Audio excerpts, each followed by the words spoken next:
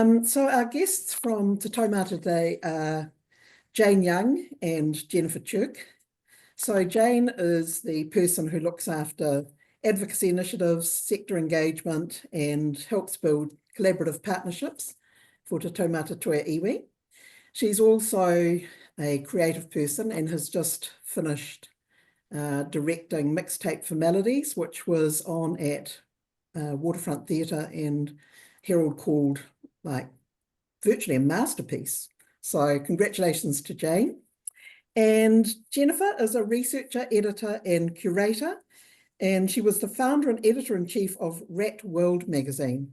Don't know if any of you have read Rat World, but that was Jennifer's baby. So I'll now pass over to Jane and Jennifer. Tēnā koe, Robbie, and tēnā koutou, everyone on the call. Oh my goodness, I've been so used to presenting in person on a theatre stage that I'm a little bit like, oh my gosh, I'm presenting online. So forgive me as I work my way through what it means to present online again. Maybe, Kirsty, if we could start the slides and we'll take us through the presentation today. The way that we have curated this, and not just myself, but definitely Robbie, who works in our communications at Te Taumata Toi-a-Iwi, and Jennifer, is to start with some history and background of the trust, including its strategic direction, and then funneling down to understanding all of our different communications channels, how we do things, why we do things, and hopefully that'll spark some thoughts and questions for the end of the presentation. Great, so I'll get started. So, Te Taumata Toi-a-Iwi, the Arts Regional Trust. The trust was founded in 2001 by the city councils of Auckland and Manukau.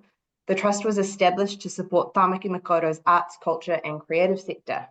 Formerly known as Arts Regional Trust, in 2019, we took the Te Reo Māori name, Te Taumata Toi-a-Iwi, which was gifted to us by Sir Hugh Kāwharu. Since it was founded, the Trust has undertaken programs and initiatives to support the arts, culture, and creative sector within Tāmaki Makaurau. Our legacy programs include Art Venture, Art Awards, Art Enterprise, and Pulse. We can just pop to the next slide. And the next slide after this one, I think. So in 2019, which is when Alison Taylor came on, the board decided to move away from programmatic delivery, shifting instead to focus on the development of the region's arts, culture, and creative sector as a whole. The quote on the slide is from our chair at the time, Heta Hudson. The board also wished to support the pathway of creativity for Auckland, and the whakatauki that expressed this was gifted by our pohononga, Enon Delamere. Some key areas that drove the new strategy and the communications needed to address these areas include acknowledging Toi Māori as the foundation of the region's arts and culture. Then, alongside this, a recognition of the growing ethnic diversity of Tāmaki Makaurau since the trust was founded in 2001, including communities from 17 Moana Oceania nations and our Asian diaspora. But it wasn't just ethnic diversity. Wider intersections needed to be taken into account. Class, cross-generational conversations, disabled and non-disabled, LGBTQIA+ communities. And surrounding and woven into all of this, the complex ecosystem of artists, arts workers, arts organizations, funders, policymakers, local and central government, those who make, participate, and enable arts and culture to happen, and the systemic barriers that they face. The board looked at equity and systems change, the sector's frustration at historically not fit for purpose processes, such as competitive funding models, processes that divide the sector, put people in silos, and create a scarcity mindset. The board considered what strong leadership would look like in these spaces, including good governance practice, and how Te Taumata might foster and nurture that with the sector. To the next slide, please. So these, from that, 4 key areas of activity were identified to support the strategy. So Ngā Toi Māori development and centering Te Māori, visioning tactical leadership and advocacy, funding equity and access, and regional creative sector development and infrastructure. And just to give you a smattering of some of the research and initiatives under these areas of activity include the arts of Moana Oceania, a deep dive into what arts means for Tamaki Makoto's Moana Oceania communities. And this research has been led and is still being led by Langi Mama Academy and Consultancy. We Can Build a New Utopia by Rosabelle Tan. Rosabelle spoke with leading architects of imagination about how they're reimagining the arts and culture sector post-COVID. Then following that, Rosabelle also led Into the Multiverse, working alongside Asian practitioners to understand the issues facing this part of the sector and 3 key areas of focus for support. Other research includes innovation in the arts and culture ecosystem with a deep dive into systemic enablement levers for artists. And in terms of engagement, Te Taumata convenes the Regional Arts Network Aotearoa Rana. We co-convene the Auckland Investorism Forum with Auckland Council, as well as several other sector working groups. We've made many submissions, hosted many sector surveys, and we create briefing documents for ministers and politicians. We've also created 2 online hubs, which we will discuss later in the presentation. To the next slide, please. I'd just like to acknowledge the commitment to Māori, which the board saw as an extremely important part of what we do going ahead from 2019. So after the strategic reset, the first area of activity, Ngā Toi Māori development and centering Te Ao Māori, saw a commitment by the Trust to support the mana motuhake of the Māori arts and culture sector in Tamaki Makaurau. That meant acknowledging the contribution Māori artists make to the sector and finding ways to champion Ngā Toi Māori. Today, this is reflected at a Te Taumata governance level. Our board, as part of living its commitment to honouring Te Tiriti, adopted a co-leadership model. The roles of Kai Houtu and Kai Urungi complement each other, with one of these roles always to be held by a Māori trustee. And next slide, please. Te Manawa. So from 2020, a series of hui were held with the region's Toi Māori practitioners, led by Enon Delamere and Chantal Whaiapu.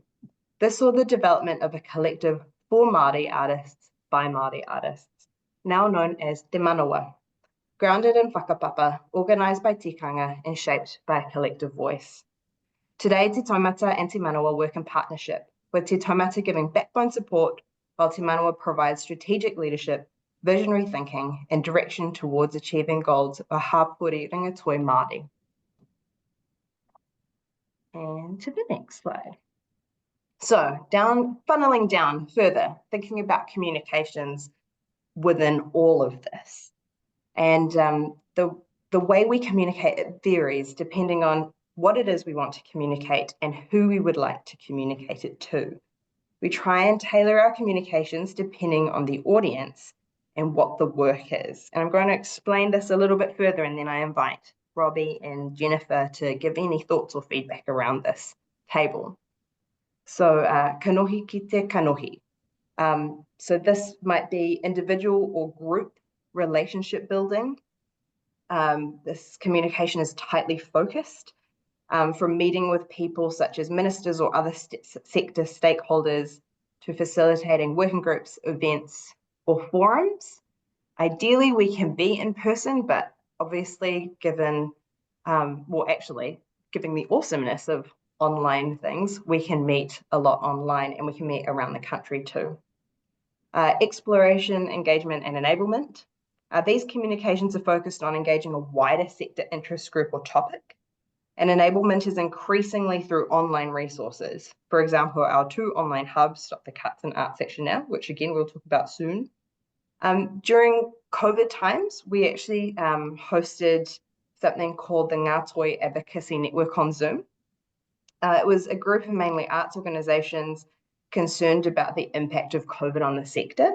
And these were widely attended, particularly during lockdowns, with many, many people coming and many people adding their ideas to how advocacy could be shaped around around COVID times. And one of the things, or many things, came from these sessions, including an election forum with Miriam Kamal hosting, and also when the ministry were figuring out what to do with their COVID recovery funding, and the creation of the event support scheme, which was like an event insurance for COVID, which was hugely important for the sector. And this all grew out of these Ngāpuhi Advocacy Network hubs and working groups.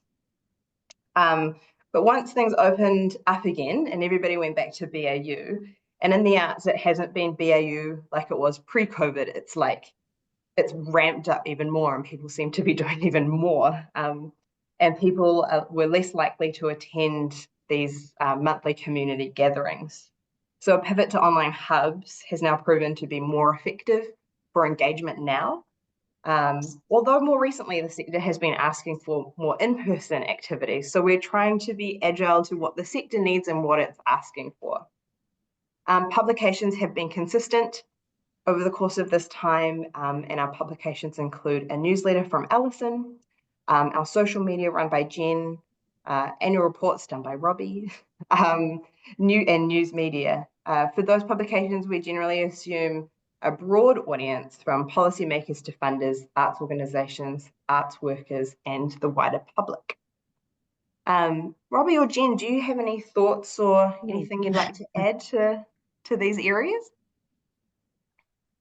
I think I remember with the Ngāpuhi Advocacy Network, for me, somebody who's sort of on the outside, it was a fantastic insight into bringing people together to understand the issues and look at potential solutions. And I just remember there were things that Alison initiated, like research on the impacts, which with Ngāpuhi Advocacy Network gave us a really solid base for our communications, so really nice and factual. So anything we put out around COVID felt very grounded in the sector.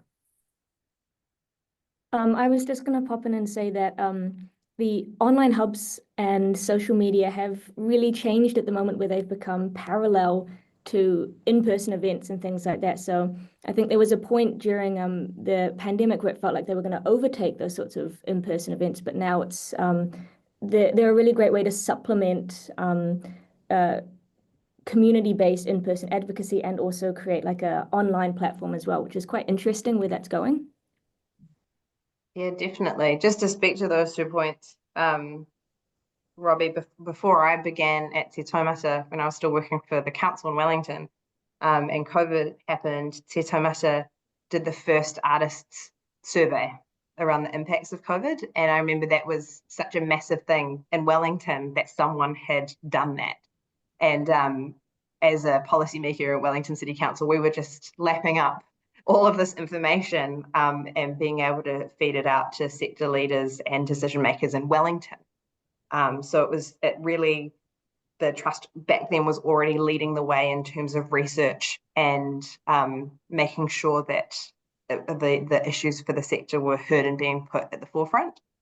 And Jennifer, yeah, totally right in terms of like the dual nature of in-person and online spaces and events, and how those things are continuing to morph and change, and interested to see what that means in a few years' time and in 5 years' time, etc. And thinking about how social media is being viewed in the world at the moment and how it might shape and develop over time. And actually, on that note, maybe if we could please go to the next slide. These are just our communications channels broken down a bit further. And just to your point, Jen, can I ask you to talk a bit about social media in more detail? Yeah, sure. So I work on the social media and the websites and kind of online tools for communication at Te Taumata Toi-a-Iwi. And this includes our Instagram, LinkedIn, Facebook, and our advocacy webpage, Arts Action Now, which is what I'm referencing when I say kind of online hubs. And I'll talk a bit more about that Arts Action Now page later. But I kind of wanted to deep dive a bit into social media and digital tools and why they're so important for communication. And I think kind of the main thing I wanted to talk about was how these social media tools are so crucial for engaging with new audiences and disseminating research and data and things that are kind of can be a bit complex or technical, but the information that's really important and should be read and seen by everyone. So when I first started at Te Taumata Toi-a-Iwi, I was kind of revamping the Instagram and social media pages, and a key question I was kind of thinking about was how to encourage different people to engage with the research coming out of Te Taumata.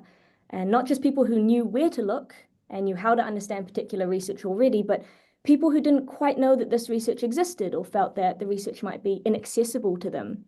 And I felt that social media was really crucial to answering this question. And as you can see, here's an example of our Instagram page. And through apps such as Instagram, we could really clarify what was going on in the community and open it up in an accessible way for people. So our posts use really bold visuals and quite clear, succinct writing to encourage new audiences to engage with things that they might not have ever engaged with before.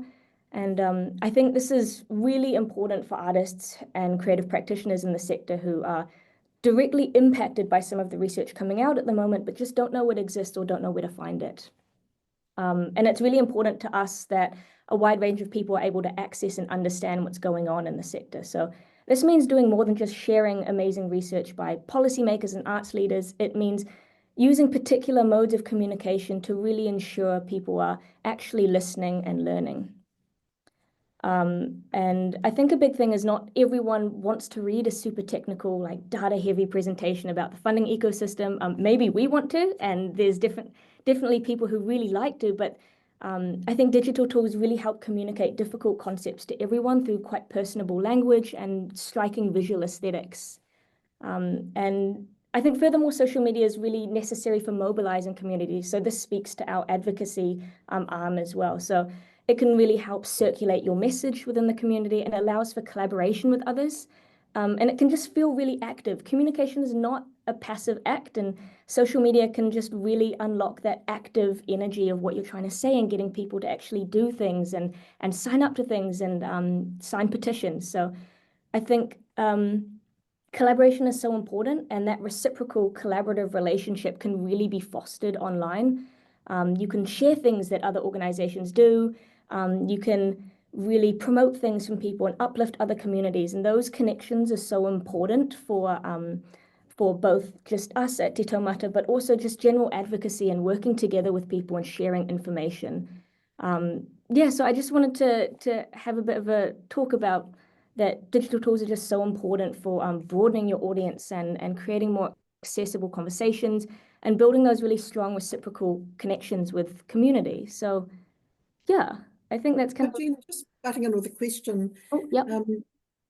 So obviously Instagram's hugely important. That's more of a focus than other platforms. I think it depends on the audience that you're looking at. So Instagram is really important for reaching definitely a younger audience and perhaps more independent artists and independent collectives. But Facebook and LinkedIn are still very important for the different aspects of people who you want to engage with as well. So LinkedIn I would use a lot for research and for sharing research and data that has come out. And I think it's just all of them are quite equally important, but it's about who is reading on that platform and what are they expecting to read on that platform? What's the kind of expected knowledge or understanding from those platforms? So when I'm thinking of posting, sometimes I will change up the writing a little bit or the aesthetics a little bit for each different platform. And it's really up to the kind of purpose of what you're hoping to do. Action-based things really do go better on Instagram, but sharing data goes better on LinkedIn. Thanks. And just to acknowledge the various types of audiences that Jennifer is constantly juggling and looking at, from decision makers, governors, arts leaders, researchers, and that's in the kind of LinkedIn sort of realm a little bit. And our newsletter also goes out to those sorts of folks too, leaders of arts organizations, and then the importance of the network of freelancers and independent artists that make up the fabric of Tamaki Makaurau. And so the importance of being able to engage with them through social media, and that's a lot of what they're looking at all of the time. I may be one of them, but the proliferation of social media in our lives and how we receive and get information, particularly when it's word of mouth or when it's a trusted source. And so Jennifer's done such an amazing job of recreating and reimagining our Instagram so that we are a source of information and knowledge around these things. So we've got a question on algorithms. So I pay attention a lot to the fact that the algorithms are constantly changing, and it's not always transparent to us as users, as well as people who are using Instagram for marketing or promotion, what that algorithm is. I actually don't think that paying for promotion is really necessary. I think that sometimes that organic engagement and messaging people, messaging organizations, tagging people, this is that reciprocal collaboration thing I was talking about before, is posting a story about someone else's event and tagging the people in that event already gets your post out to all of those different people and shows your kind of collaboration with that. And I think it's much more important to foster those genuine, active connections, and those people will remember that you helped them, and we can kind of help each other like that. I think it's really easy to get caught up in kind of this, I need to post it this many times a week and post this sort of thing. So I can really understand that. And post max of 3 posts a week to get more engagement. Yeah, I think it's also up to the audience and also up to developing your strategy as it goes along. So I'm currently working on a campaign at the moment, and as I post, I'm seeing which kind of visual brand is working for the audience, and then updating that as we go along, updating the wording, seeing what things are getting more engagement, what's less engagement, and just moving as we go along with that. Sorry, I'm just reading this message here.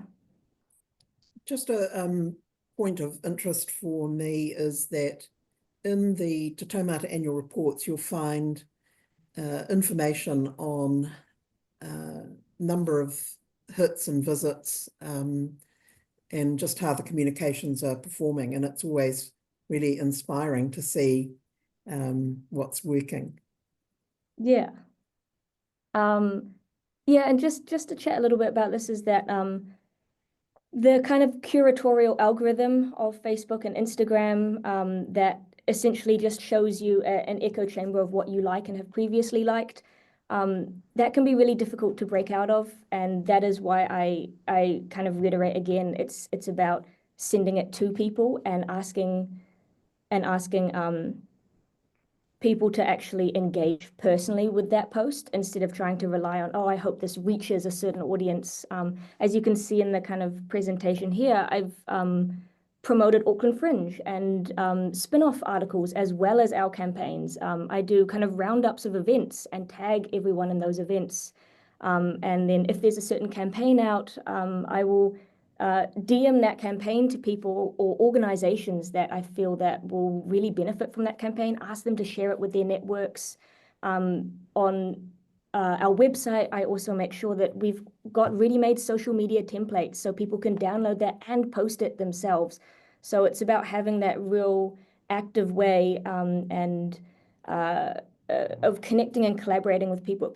You can really get caught up in this algorithmic trying to, move with the algorithm and guess what it's doing, but really that it just doesn't work that way. And I think especially for advocacy, especially for things like the creative sector, in which we all want to get to know each other, we all need to hear what people are saying. It doesn't work with an algorithm. It works with reciprocity and collaboration a bit more, and that can be kind of time consuming, but I think it's really important.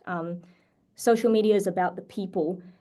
It's not about the brand, and it's not about, it depends on what you're doing, but I believe it's not about the brand. It's not about what you're selling to people. It's about the connection and the building of community together. And I think just digital tools are such a really great way to do that.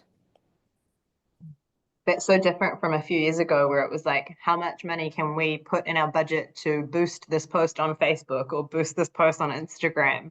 And it feels like that's not the direction that social media is heading, given the amount of noise and the amount of stuff online.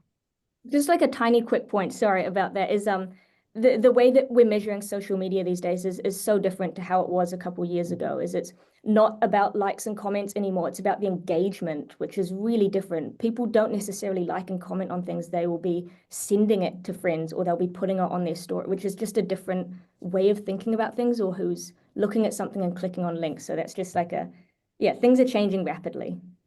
Absolutely. And to just speak to that, for if I'm doing a theatre show, word of mouth is top priority. Getting people to come and see the show and share about it and talk about it is more important than us just proliferating the internet with promotion on the show.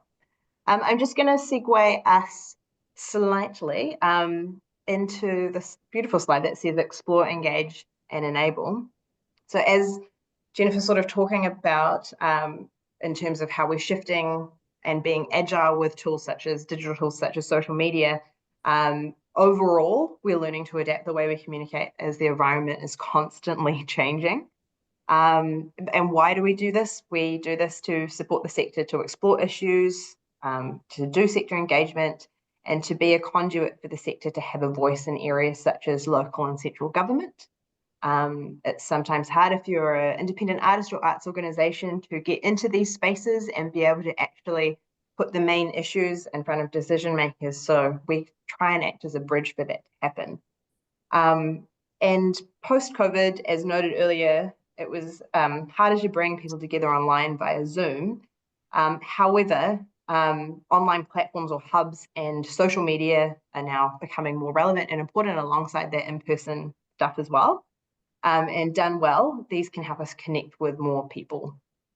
So we're going to just look at 2 hub campaigns. I'm going to describe the Stop the Cuts campaign, and then I'm going to hand to Jennifer to describe our Arts Action Now and Amplify campaign and other areas. So Stop the Cuts. So this is one of the Trust's significant advocacy initiatives, and it illustrates the various threads of the Trust's communications coming together. So what was it? What happened? Auckland Council's proposed budget in 2021 included cuts to budgets and access to resources such as council facilities. The risk from the proposed cuts was the long-term hollowing out of the country's largest creative ecosystem. As the Creative Industries Association We Create noted in their submission to Council, film, music, game development and other creative industries were estimated in 2022 to make up 5% of Auckland's economy, directly employ more than 57,000 people and generated 7.8 billion in GDP. That's 50% of New Zealand's total creative GDP, including 1.59 billion in exports. We Create commented, all creative industries derive their ideas and talent from artists. Creative skills grow from exposure to creativity at home in arts education and via community arts programs. Without these career pipelines, the economic viability of the sector in Auckland is at risk. So the key elements of the campaign, we worked closely with Ngā Toi Advocacy Network, Arts Makers Aotearoa, who are another advocacy group, and sector advocates to develop the Stop the Cuts campaign, which included a range of advocacy activity. We surveyed the sector on potential impacts, which received over 1,000 responses. We created an online hub, which had over 63,000 unique visits. This portal was designed to inform the sector and public of the potential impacts of the cut. It also provided access to information, key messages, submission templates, and guidance. We provided one-to-one media training to leaders in the sector, growing the reach of messages and strengthening the capability of advocates to have influence. We championed opposition to the cuts through our social media channels and media interviews. Following the closure of the submission process, we wrote further advocacy letters to councillors to inform and influence decision-making. And the impact, we helped. Sorry, before you go to the impact. Yeah, I noticed somebody had asked a question about what's an online hub. And so when I heard that Te Taumata was setting up an online hub, I immediately have that horrible feeling about anybody who's developed a website. And I just imagined endless time and money and heartbreak. Instead of which, Jen, you'll be able to tell us what was used. But this marvelous piece of advocacy communication appeared online overnight with its own little URL and things, and it just worked. And I don't know how it happened so quickly, but Jennifer, you recreated that essentially with the next hub that we'll talk about. And that was Squarespace, was it? Yeah, so the Stop the Cuts Hub was developed. So the Squarespace is, and my website is on Squarespace too. It's an amazing platform that you can get a subscription to. It's really easy to get a domain name. I think it was it was designed very well at the time because the folks that were doing it really clearly laid out what they wanted it to do, how they wanted it to function, who it was for, and why it was in existence. It didn't exist for the sake of existing, and it had a real value in terms of what the advocacy tool was and why it was done as a hub.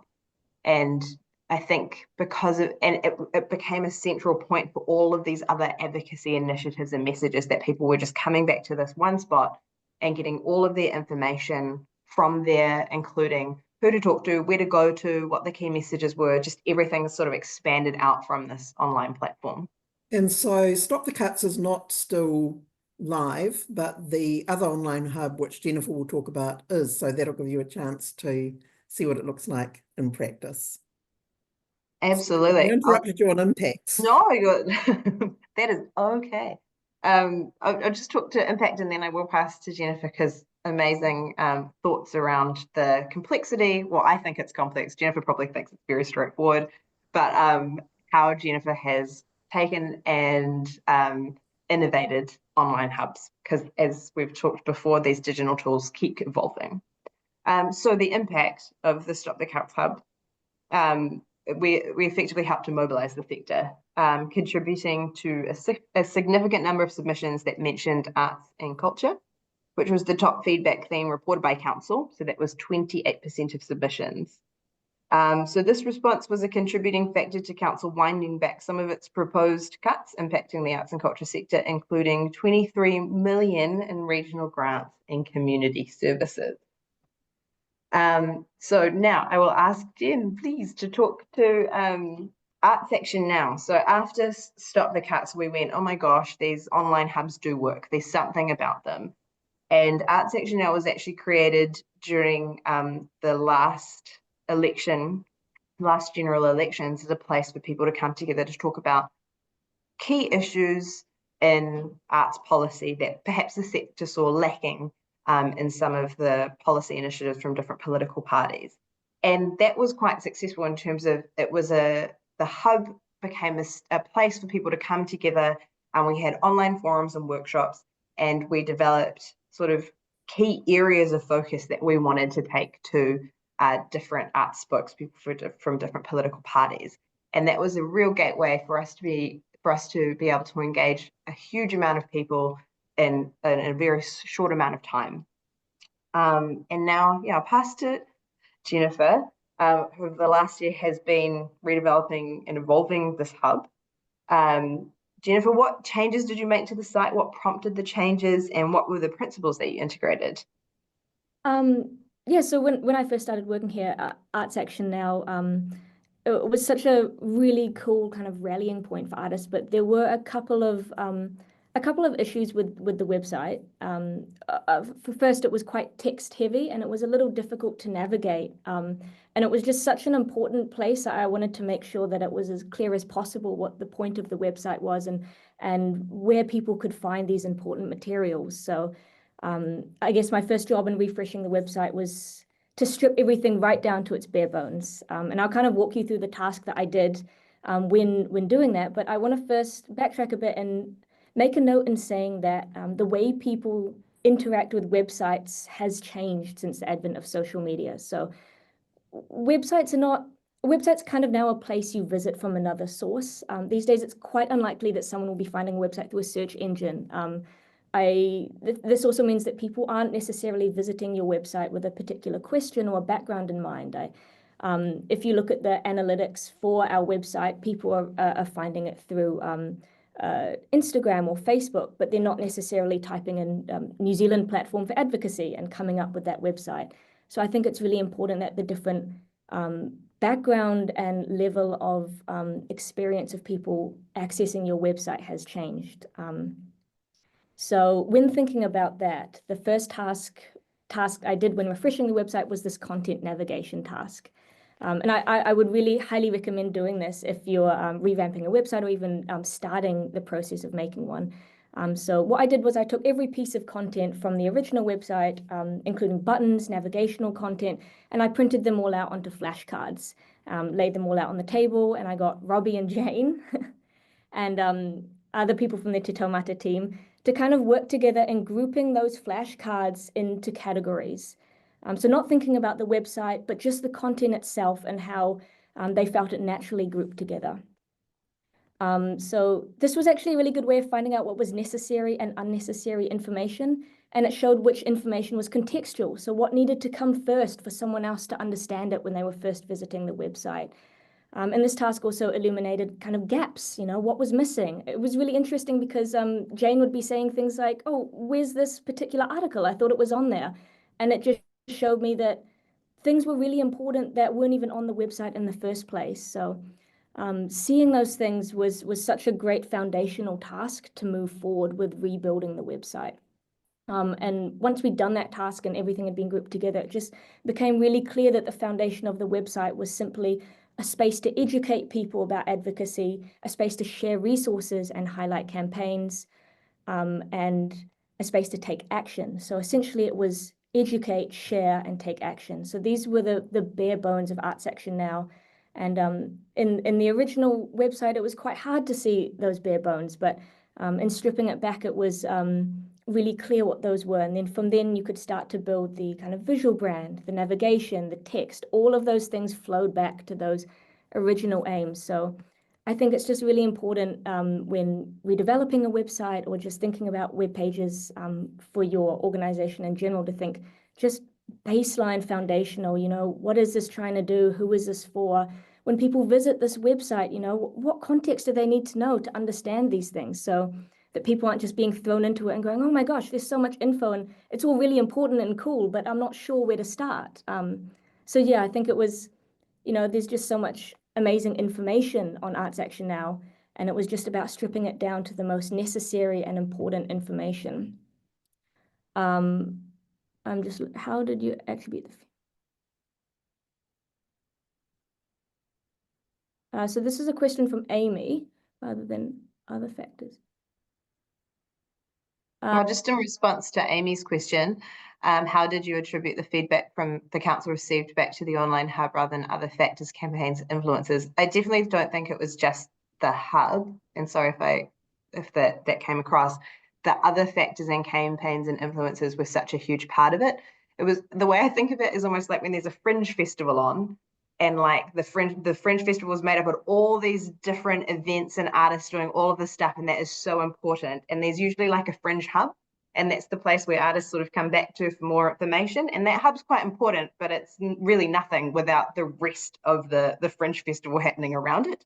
So while the hub was extremely important, all of those other factors were equally and perhaps more important. It was just another mechanism within that ecosystem of advocacy.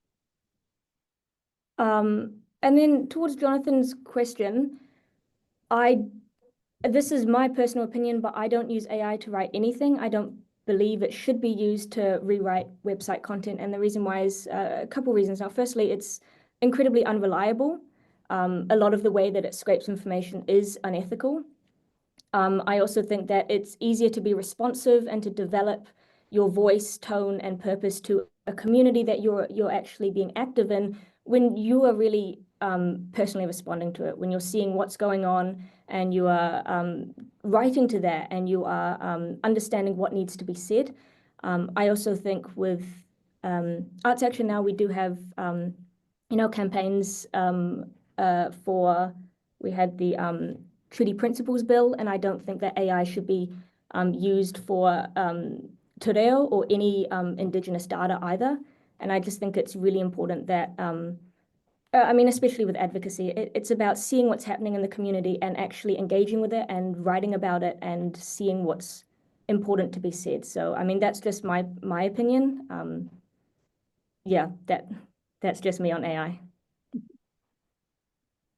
Jennifer, if you could talk a bit to the Amplify campaign, just to see what it sort of looks like in action on the website.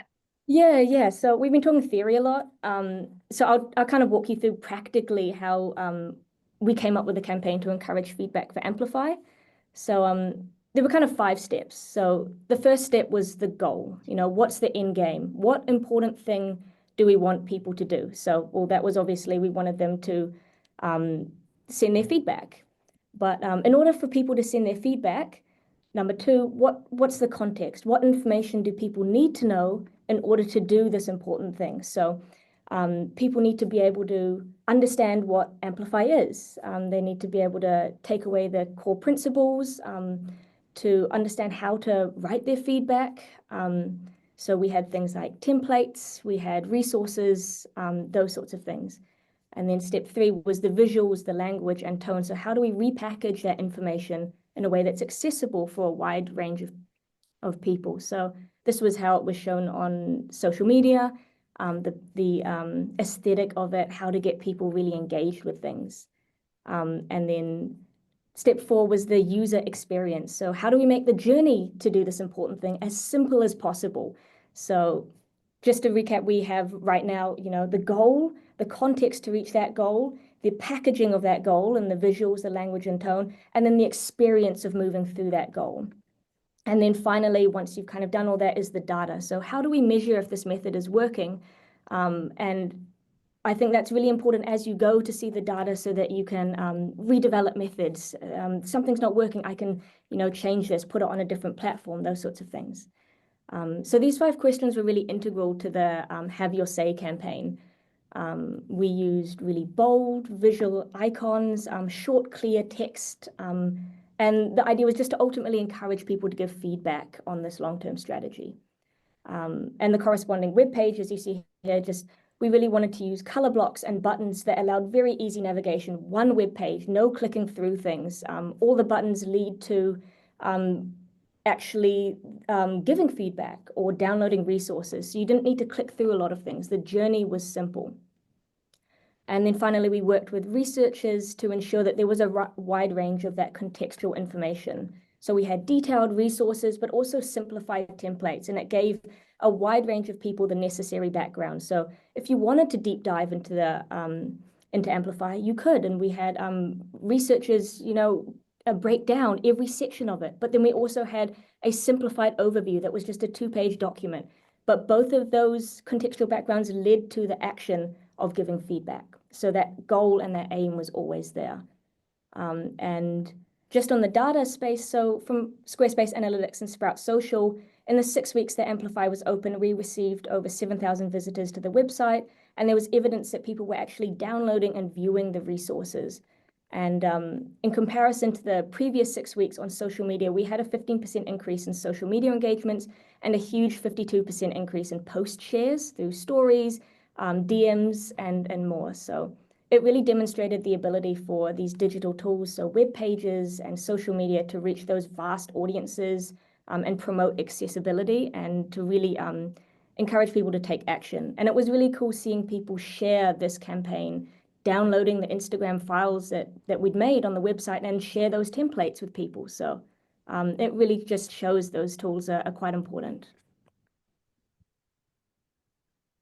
And it definitely feels like accessibility is such a huge part of it. And we often talk a lot around the level of interest people might have, and also whether or not how long they've been on their advocacy journey, and then also how much time they have to devote to this kind of thing.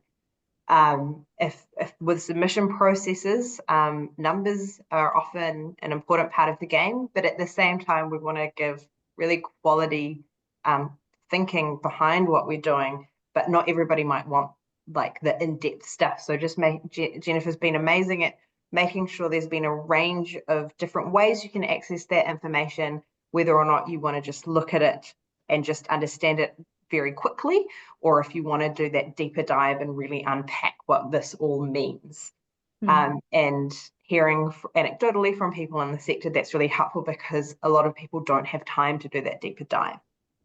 One of the things I found really useful about Stop the Cuts was, I don't know how many of you were involved in submitting on that, but the council put out a fantastic consultation document, but it was huge and it covered everything from the sale of shares through to support for community programs, etc. And it was just overwhelming. And one of the things that Stop the Cuts did was it identified key areas where to comment on that related specifically to the arts. So for those of us who didn't have a day to put into getting up with all the issues on airport sales and water care, etc., we could go in and find what we wanted quickly and understand what the context was for the council's questions.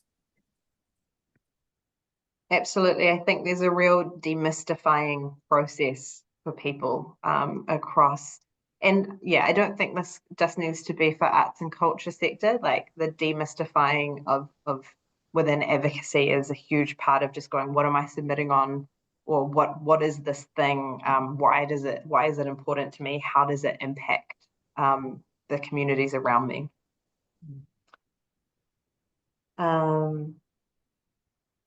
Lastly, what's next? This was a general blat of things that we're working on right now.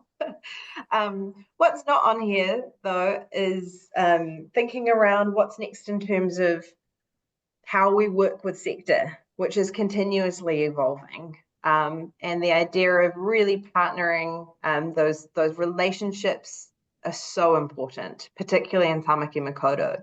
Finding out where the energy lies is really important, and who has it and what we might do together.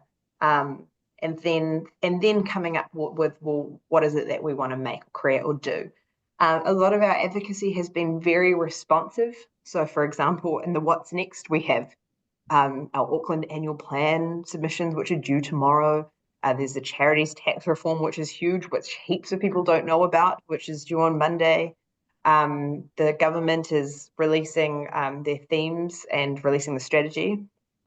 Creative New Zealand has their strategy up. We have local elections at the end of this year, and of course, the looming general elections next year.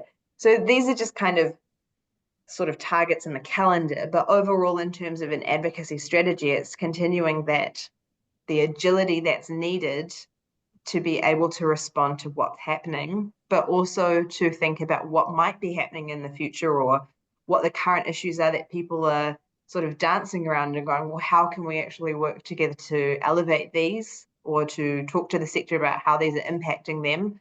And then how do we actually really foster and make change? So there's a continuum of reactionary advocacy, and then also being in front of the 8-ball advocacy.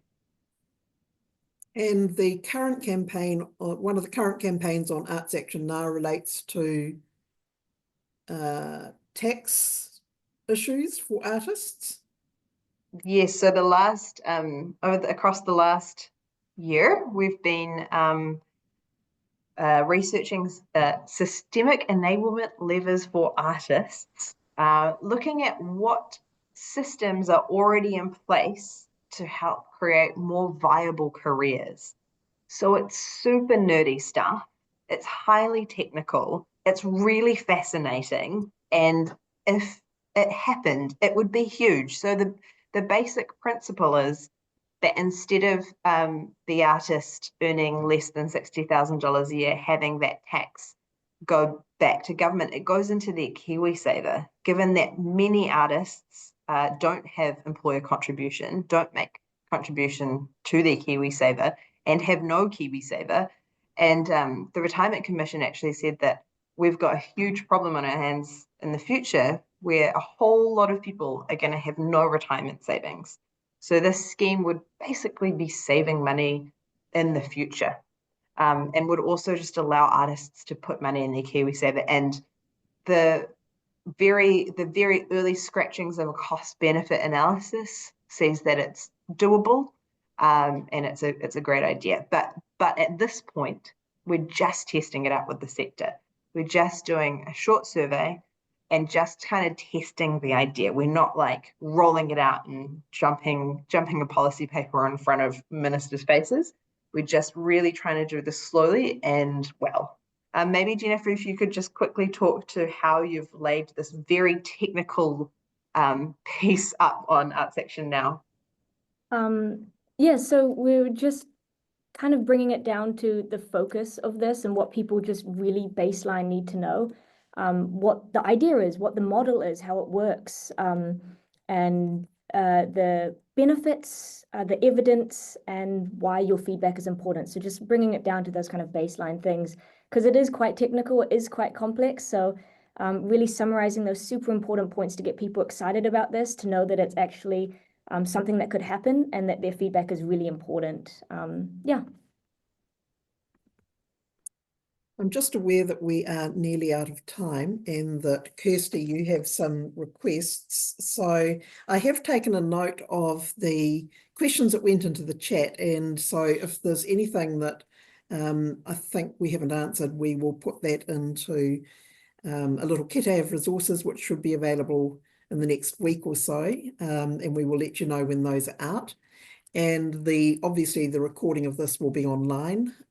So if you want to go back and check anything, you're able to. And huge thanks to Jane and Jennifer. I know that working alongside you, I know it's a bit like CSI, there's always a huge amount on, and fitting in this time and preparing such an informative presentation, we really appreciate it.